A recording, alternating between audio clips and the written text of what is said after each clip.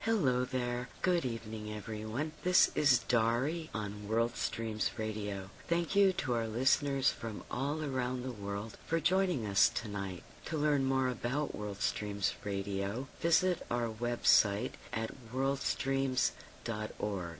You can also find us now on Facebook at facebook.com/WorldStreams. Our guest tonight is George Brooks. George Brooks is a prolific and diverse saxophonist and composer, acclaimed for successfully bridging the worlds of jazz and Indian classical music.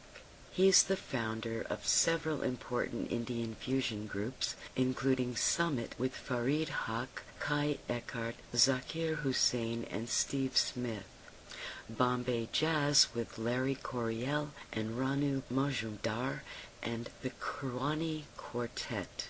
He received the 2007 American Composers Forum Global Harmony Prize, and in 2009 the American Composers Forum commissioned an hour-long composition from him. These are just a few of George's accomplishments. Hello there, Saeed. Hello and welcome, George. It's an honor and pleasure to have you with us tonight.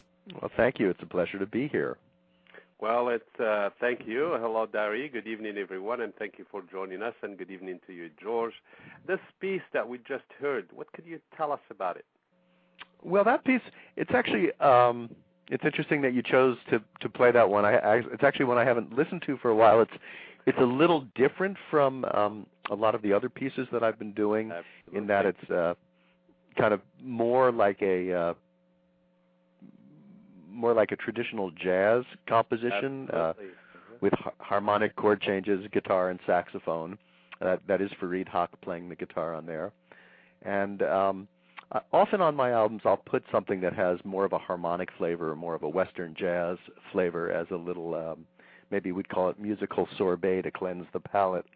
And so that piece is on my first Summit recording, the first one that came out on Earth Brother Music. And it's quite pretty, very nice to hear. A little bit inspired, certainly, by Billy Strayhorn's composition "Lush Life," and nice to hear that.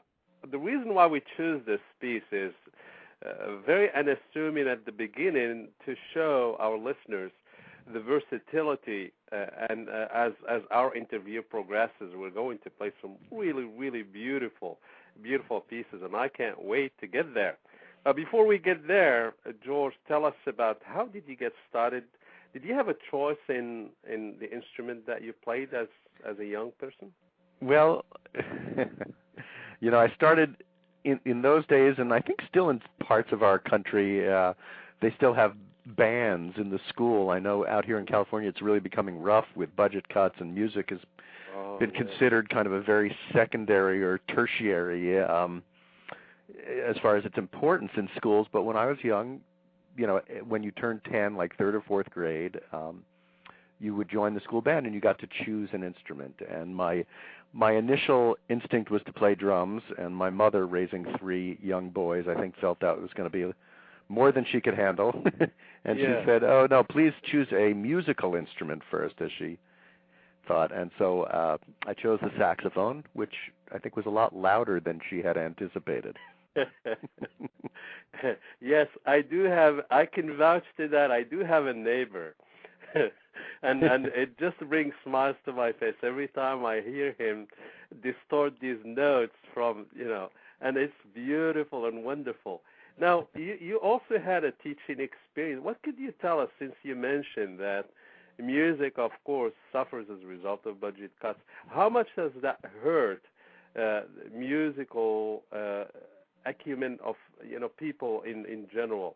Well, it's interesting. I think those people who are still drawn to music, actually the level of music pedagogy, the level of teaching that's going on in the world and in our country and Europe is extremely high.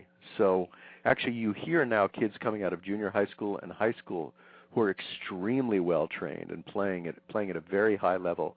I think partially because maybe 30 years ago or so, in the 1970s, which maybe is now 40 years ago, but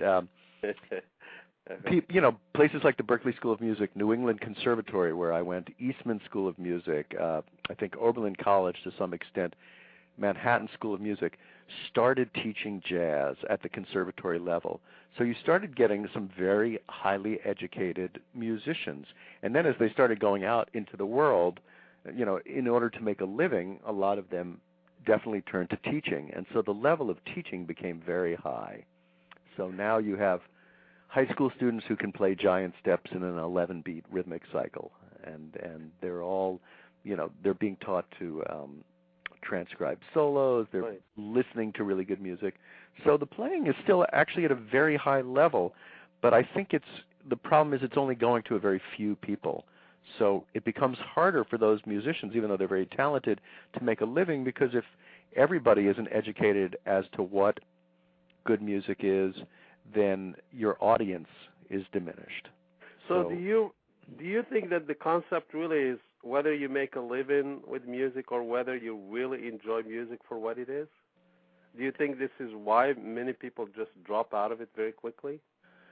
Well, I think it's important, as I said, for everybody to be educated, just to raise the level of the society. If you've got a society where music is important, art is important, poetry is important, I think you live in a better world.